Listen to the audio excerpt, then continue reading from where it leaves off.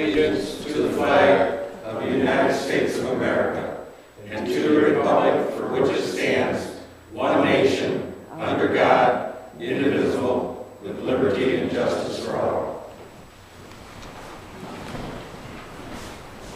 Meeting is called to order. Roll call, please, Heather.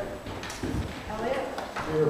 Sherman. Here. Smith. Here. Foster. Here. Keiser. Here. Okay, any citizens' comments at this time? No citizens' comment? Sheriff?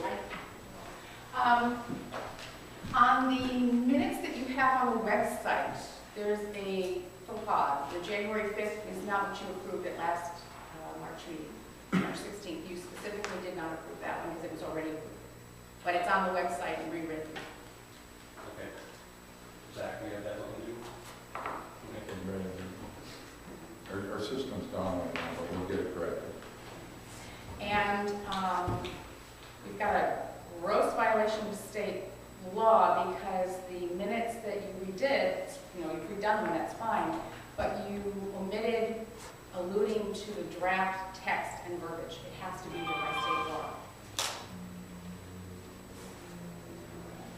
Jim, will you listen to this and investigate it for us, I don't please? know what you mean. In other words, when the draft minutes are rewritten to an approved version, state law mandates that what was removed must be illustrated. The preferred method is strikeout, but it doesn't have to be strikeout. It could be an addendum, it could be colorized font, it could be whatever you want, but it cannot be missing from the approved text, and it's missing on all of the ones that you redid. You got a state, you got a citation for me? Oh, You say it's you're against- embarrassing you the say city, it's- are you serious? You say it's against the law. I want to know how it's against the law. You mean I know and the city attorney doesn't know? You're the one that's telling me that it's against the law. All so- right, then I will show you a citation. So I need, if you've got a citation, I want to see it. I will do it. Okay. It is State of Michigan, Open Meetings Act, under the minutes section, page 15. What must be in the minutes? Is there an MCL site? Michigan compliant law.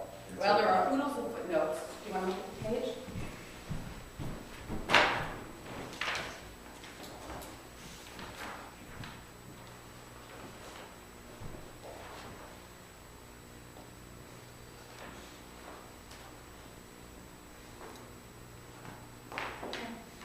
It's a very short section. At the board's next meeting, corrected minutes must show both the original entry and the correction, parenthetically.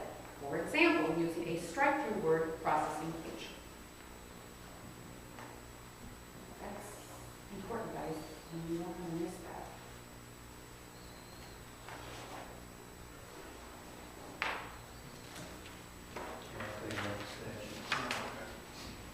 Anything else, sir?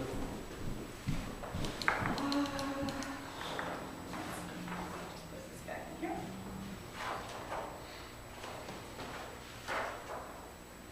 I guess I would just like a copy of the minutes you're going to be voting on tonight. Is that, thank you. We're not going to miss anything. And is that something that we can have regularly at meetings so that it's not something that BJ has to forfeit his copy? I made 2 copies. Fabulous. So could they be available Which one for, was? as they've been in the past? Proper procedure, I think we've done in the past, haven't we? No. Well, we did it for the entire year I was here. Well, she did it. And they're to be available to the public, so it's kind of a convenient thing to have them on a podium. I mean, do we have to? Be able to not approve anyway? Well, the minutes should be available if they're approved, but minutes that are not approved,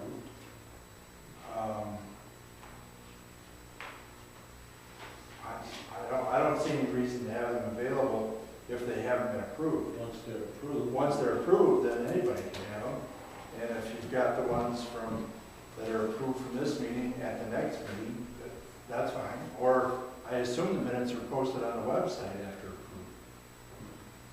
So, I have to say, this is, again, deeply embarrassing for our town, because our city attorney is not citing Well, state Sarah, law. I personally don't see why we have to provide something There's that's not no approved. requirement that minutes. Well, and it's that not haven't me, even been it's approved. not me at all, Mayor. It's the State of Michigan Open Meetings Act. If there is a public meeting, you have 8 days to make the draft available, period. It's not interpretive, there are no pronouns to see who has that decision paper. I can pull it back out again, and Jim can write down and he can cross-reference. Here's a good example, Mayor, and this is not here to talk. We would wait until she finished the minutes to get them prepared. They would be sent to Jenny to get her packet. Once we received them from the former clerk, if anybody came here to ask us for them, they were available. But nobody ever in the history since I've been here has asked us to see minutes that have not been approved yet. I had people ask me, Well, I'm not, this isn't, that's the thing she concentrated on the most, was the minutes, and what she did with the minutes. They never asked. my Again, I'll clerk to take say- over the statute and report back next time, but I have a hard time believing the Open Meetings Act says that you have to have available minutes that have not been approved. and I'm, Because it's not even, they're only being presented, they might not even be accurate. and again, I don't mean to say that I know more than our city attorney, but I guess I do. Here, Jim, take a look at it, it's right here. When must the minutes be available? Gentlemen, I will tell Well, you, how it's not can me, they, okay, we get them available when you worked here. right? It'd be a Monday, we wouldn't see the minutes until the following Thursday or 2 weeks later. When are the minutes to Correct. be available? No, Proposed minutes must be made available for public inspection within 8 days after the applicable meeting. Approved minutes must be made available for public inspection within 5 days. I'm not making it up. I'm Sir, trying I to. have a question, then why is it then when you were city clerk that we wouldn't get our, since then, what you're saying, if it's true, and I have no reason to doubt If you. it's true, I have yeah. no reason to doubt you, then why City wouldn't attorney council does. receive their rough draft of the minutes in that same time frame? Because council received them, packets were assembled, as Zach alluded to. Packets were assembled. If we had a Monday meeting, typically it would be that Wednesday, Thursday of the following week so that you get them in your inbox for email. So what I did is I made sure that I contributed toward the packet of things. But you're not the public. In other words, they're supposed to be available. I didn't know they were supposed to be available initially within that 8-day window. I've subsequently learned that, and they were within 8 to maybe 10 days, depending on how a calendar would roll. But that doesn't mean it was in your packets. It means it's available to the public. I have to read the statute, guys, because this actually says proposed minutes must be made available for public inspection within 8 days after the applicable meeting. The meeting for which they are proposed. After the applicable meeting. Well, then read the second sentence and tell me how that doesn't fit to what I just Mayor, described. we're gonna correct it. Are we, I mean, I'm it's gonna just look bad for our city. It's, It's not bad because we were never asked for them. They're all, we could only give them to them when you sent them to us. And once we received them, we would give them to anybody who would ask for it. so how do we explain that we didn't have minutes at the last March meeting, and we don't have them again tonight if BJ hadn't volunteered his copy? question, we had minutes available for you tonight. Because I asked, and BJ volunteered his copy. So they weren't available. Well, then let's go back to the March meeting. They weren't available because we asked at that council meeting. She's running it. Stop, it's the point of making the city This isn't on a target. Yeah, it's, I guess I don't see the argument. I mean, I understand you want it to be run correctly, and Jim will look into it. If we will straighten things out, if that's the case. If you want to come in and request minutes, I'm sure they'll be available to you or anybody in the public. But will they take weren't hold. when I've requested in the past, since I left my position. That's what has me now trying to bring it to your attention, and I'm concerned that our city attorney is sitting here saying, if, and I don't believe you have to. Well, But seriously, out of all the laws out there, I don't expect Jim to know every single law. I know, but this is a hot topic, and I would have expected a comment that It's would a have hot said, topic, 5 minutes ago when you brought it up. how about March 16th when I brought it up? So we'll look into it, sir, and we will. Thank you, because I think it's Please embarrassing if we don't have our act together. Thank you. Any other citizens comments? Okay. All right, we have, Zach, I know you have some additions to the agenda. The USDA grant reference to the police vehicle. And Bear Cotter Bishop audit extension.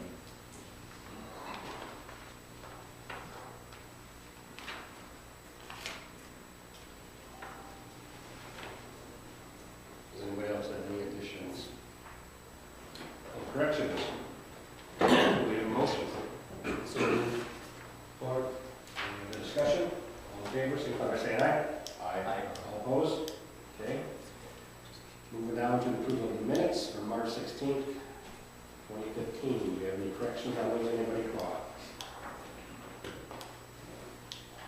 We have a motion to approve. So moved. Support. Any other discussion? All in favor, signify by saying aye. Aye. All opposed? Do you not want to at least approve them with the review Sarah, that the city attorney agrees? You have your chance. I know, but I'm trying to keep you. Okay, LDFA is not present tonight. Okay, and DDA, I do want to say regarding the LDFA, DDA, Chamber of Commerce, Fire Department, Police Department, CERT team, fantastic job on the Easter egg drop, the airplane. It wasn't as big of a crowd in the past, but it was, what, 38 degrees? It was snowing. We still had a huge crowd out there. We dropped 16,000 eggs. Every kid walked away with probably 12 to 20 eggs. They were happy. Kids were happy. We raised in donations and bike raffle tickets about $600. So that was very good. That was $200 more than last year, even though it was a smaller crowd. So once again, it was a success. And I know Laura, she's not here, but she ended up raising quite a few donations monetarily to pay for the event from bigger corporations. So thank you guys, Fire Department. Thank you, John. I appreciate it. Okay, under unfinished business, the worksheet for the budget. We are supposed to meet 1 hour before the next meeting, correct? I thought we were gonna just do it during unfinished business for, That's right. That's right. And then if it takes us an hour, if it takes us 10 minutes, because they will be in your packets, and you'll have the whole weekend to review it. Tell me your questions and concerns, and then I'll get them corrected before, and we can decide if we're gonna do it at the first meeting in May, and usually we do. We do have until the second meeting. Now, do we want to, I know it's unfinished business, but do we want to reconstruct the agenda that day so we know people that do want to have business to do that can get out here? I can do that. Yeah. That's what we've done in the past, anytime we've ever had like a closed session or something.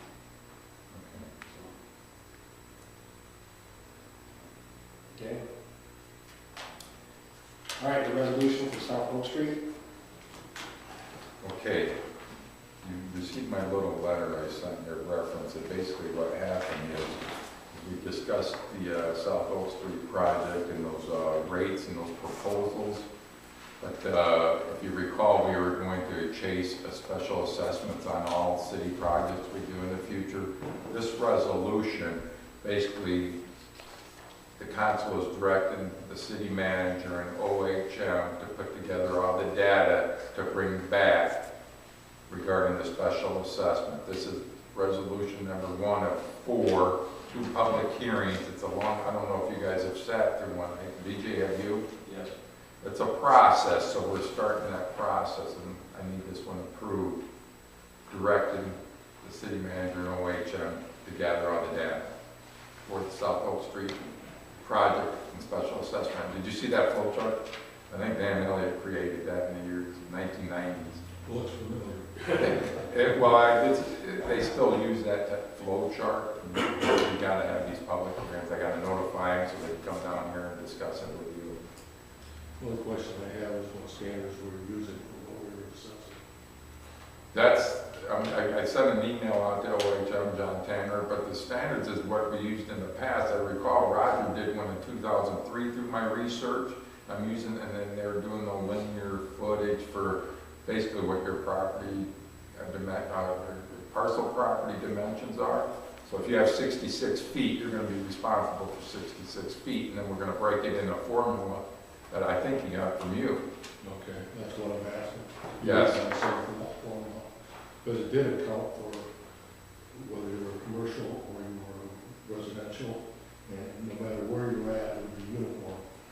So you didn't end up paying something different than what somebody else would, other than the upgraded cost per foot.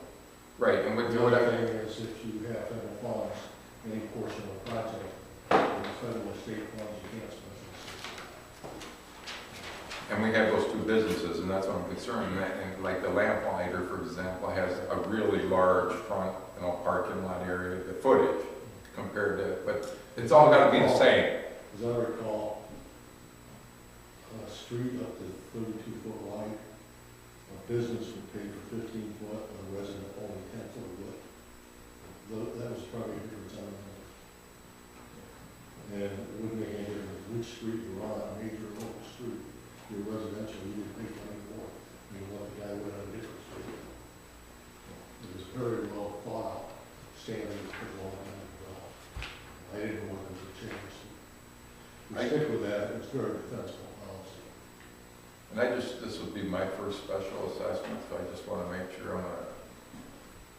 we're gonna do it correctly. And I'm gonna follow all the steps, that flow chart. Because we're gonna do it now, I'm going that forward. There we go. I'll make the motion to adopt this resolution. Support. Any other discussion? Okay, some roll call vote, please, Heather. Sherman? Yes. Schmidt? Yes. Foster? Yes. Keiser? Yes. Elliott? Yes. Okay, moving down to new business, the citywide cleanup.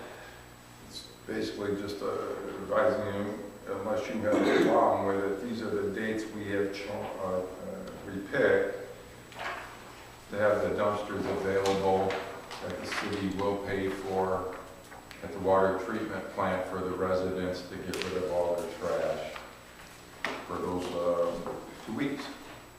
Okay, the only question I have is that probably won't get brought up by anybody, but, like, I know BJ, myself, Casey, we own multiple properties. Does that go like the tire disposal?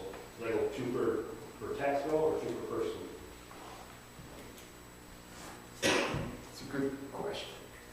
That is a good question. I would do it per tax bill, I think. I mean, for example, if you have, Fair way of doing it. it would be fair because you have 10 parcels, and why wouldn't it? Yeah, that's what I'm at. It's up to you. I We would wouldn't need a I motion don't on have that. tires, but I would say it's per tax bill myself. I think I can make that decision unless today, I need a motion on that, John. I don't know who did the, Mark did, this is something that, did you pick up what I read? has any of it been decided at this point? Well, yeah, the 2 tires have, because they're so hard to dispose of, and then we have to have a community service out there chop them Okay, but up. I mean, who made that decision? We do. It was 2 tires. 2 yard, it was 2 tire, we did it 2 years ago, we've been working on 2 How's tires. it been interpreted up to this point? It's just case by case, and then most residents bring 2 tires. I just want to know, I'll make you guys aware that those I are. mean, it can be whatever you guys want it to be, it just probably ought to be consistent. It has been, up till now. This is the first time we discussed it, and you brought up a good question. If you own 5 parcels, you get 10 tires. Right. So is that, you're right? Yes, before we have the clerk publish it. Right, thanks. So any other discussion on that? It's on, was it April 13th? April 13th through May 1st is the brush pickup. That's citywide. This is citywide cleanup for the, bedspread, or mattresses, junky lawnmowers, whatever you want to do. Can I ask a question? Does this include people that own businesses in town that may not be an actual voting resident?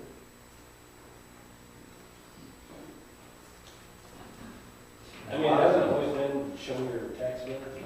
That's all we got. Jim, we didn't, for example, if you showed us your I'm tax just bill, that's asking- what they asked I don't for. have anything, but I'm just asking a question. Over the Because there are a years, lot of business people might have things to throw away when they pay taxes there, Previous but they're years, not a resident. we've never turned them away if they show their tax bill, their property tax. All right, we ready to move on from that?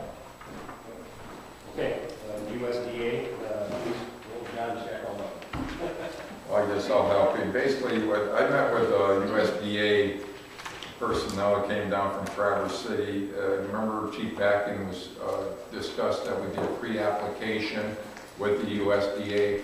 They did approve it. We're requesting authorization, a resolution basically authorizing us to finish the application and purchase the vehicle. And it's broke down to satisfy the USDA. They're going to pay 41% of the patrol car. We're going to pay 9%. And what's happened, usually it was better, like it was like 47, 48, or whatever makes 100%. But the federal government's reducing their grant funds that are available, so they kind of reduced ours. They get it. Reed cities get the same grant, so does Osceola County. It's a good way to help offset a patrol vehicle. Now, was it here that John explained that after we sell the vehicle, they now it comes with a wash? Well, we do have almost $10,000 set aside for the police vehicle. And then when we sell the Ford Explorer, we're hoping we get $10,000, and basically it will be a wash. We're hoping to shoot for $14,000 on the Ford Explorer. Yes, and we do have the equipment pool money available, which is growing. And then in the future, we're going to move the patrol vehicle inside that equipment, so we can start saving money in there to replace it in 5 years. But this is the best time to replace it because it's got low miles on it. It's almost below 100,000. And it's coming us right now. So you're looking for a motion to approve moving forward with this? Motion to pursue finishing the application, and that's basically logistics, and a motion to purchase the vehicle once the application is complete. So moved. Support. Any other discussion? Right, all in favor, signify by saying aye. Aye. All opposed? Motion carries. Okay, we're down to Evart Council Bishop for their extension. Well, I just received this, and I asked for it, and basically what they're asking for is a 3-year extension. They froze 2016 at $17,500, which we're going to pay this year for 2015. They froze the DDA and LDFA. We did have a conversation with them. They're happy with the price. And then in 2017, they increased the city's $400, but the DDA and LDFA was only increased $75. And Sarah spoke with them today, with Al and Laura. And then the third year is 18, it's another $400, but $75 increase for LDFA and DDA. They've maintained, we've been with them almost 25, 30 years, and they've done a really good job. Sarah enjoys working with them. Do you have any comments or anything? I'm asking authorization to sign this contract. It's the same one we've had for the last 20 years. The only thing they've changed is the yearly cost for their services. So support. Any other discussion? Okay, all in favor, signify by saying aye. Aye. All opposed? Yeah. Okay, roll call, please. Schmidt, Yes. Foster, Yes. Keeler, Yes. Elliott, No. Sherman. Yes. Okay. Sarah, do you have anything to add? I gave you guys the 2 worksheets. This is what our vendor is going to look like from now on going forward. There's going to be no manual checks. Everything's going to go through our accounts payable. We're in the middle of training right now. Lots and lots of changes. We're going to be here for another 4 days, so we're kind of in the middle of it, and things are going well, but a lot of changes, as you probably all noticed in your utility bills. So. Casey, will have any checks to sign? Yes, he will. We had to send them out, because of the due dates and things like that. Yep, so we'll still print checks. It's just the format is going to just look different from what you guys are used to. So, Okay. yeah. Any questions on vendors list, the check report? I only had one. I questioned Zach by the long distance was so so aye. Yes, And you said we're locked in? we're locked in with that, yes. Yes, with AT&T until September 2015 because of a Centrex contract that, prior, Mr. Upton signed. no, yes. And it's a very nasty, there's no getting out of it. I've tried on numerous occasions trying to get out of that, so. I'm searching around, I got a quote from Charter, and it's looking a little better, but I'm really stuck until September, so hopefully, yeah, I'll get more quotes for you guys and we'll decide on what's your daughter. Okay. Yes. Move to approve vendors list form. Any other discussion?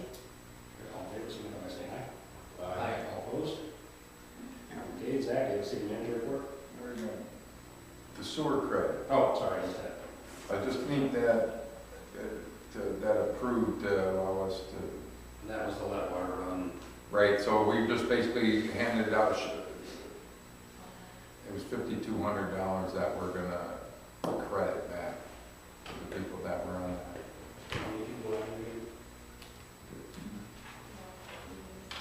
I don't know that number exactly because we kept increasing it.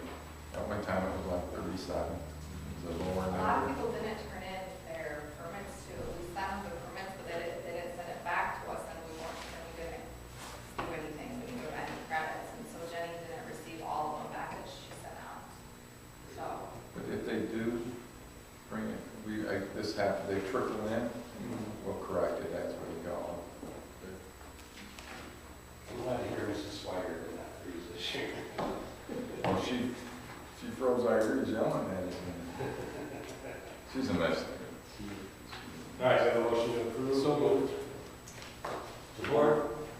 So Heather, you can choose support from DJ and Greg. Any other discussion? All in favor, signify by saying aye. Aye. All opposed? Okay, Zach, my city manager report. I printed this off, just received it. Patrick did a wonderful job, and we passed the proficiency testing again for 2014. And he did a great job. He continues to do a good job. I had a pre-construction meeting with Al from that, and I was going to talk about it if he said Zach DDA. Last Thursday, the dig grant was approved, we're moving forward with it and everything, and we're going to start construction this week. They already removed the light poles, the flagpole and everything, and they're going to, the pocket park, that little area where the Santa Claus house used to be, is starting this week. As soon as the frost laws are lifted, and we're thinking around April 20th, our next council meeting, maybe that day, everybody's pulling their permits, I'm signing off on them for Osceola County. And so we're going to start seeing the construction. My biggest thing, on April 9th, I'm going to have a meet and greet meeting at the coffee shop or wherever out to discuss this with the business owners, because it's going to inconvenience a lot of people on Main Street once the main project starts. And we're going to be shutting down the roads. They're going to have to come through their alleys, and at times the sidewalks are going to be shut down. So Jim, someone's not going to be able to get to your front door. And you guys may have to make signs, but this is going to be discussed.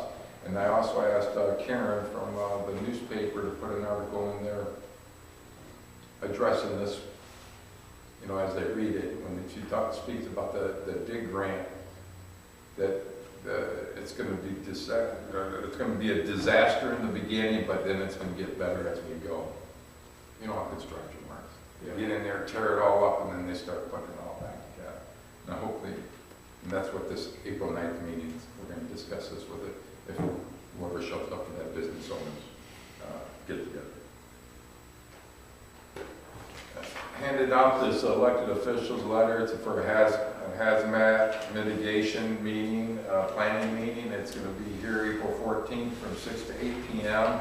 They're inviting elected officials to participate in it. Basically, it's county-wide, and it's just in the beginning stages to develop a mitigate. If we have a disaster, everybody's on the same plan. We all have one book, and we do everything right. And then they send us our permit for the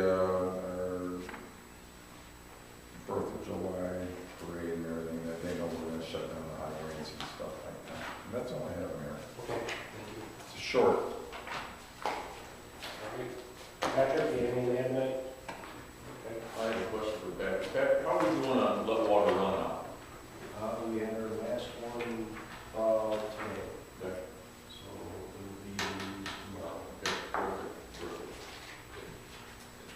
No, we're gonna take it off, am I correct?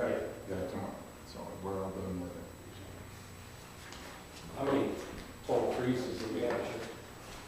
Altogether, there was either 18 or 19, I checked exactly, but for the ones that we couldn't get any other alternative other than hooking them up to a neighbor, there was only 6 of those. But compared to the final number of 44, 45 last year, it was bad. You finish it. All right, thank you, Patrick. Jim? I don't have anything in particular. All right, move to adjourn. Full report. All in favor? Aye. Did I tell you that Jim Van Ness is not with us anymore, he's local, and full-time? James? Yeah, we're really sad. James Van Ness, or Vaneshi, or seasonal employee? Yeah, full-time job, he worked at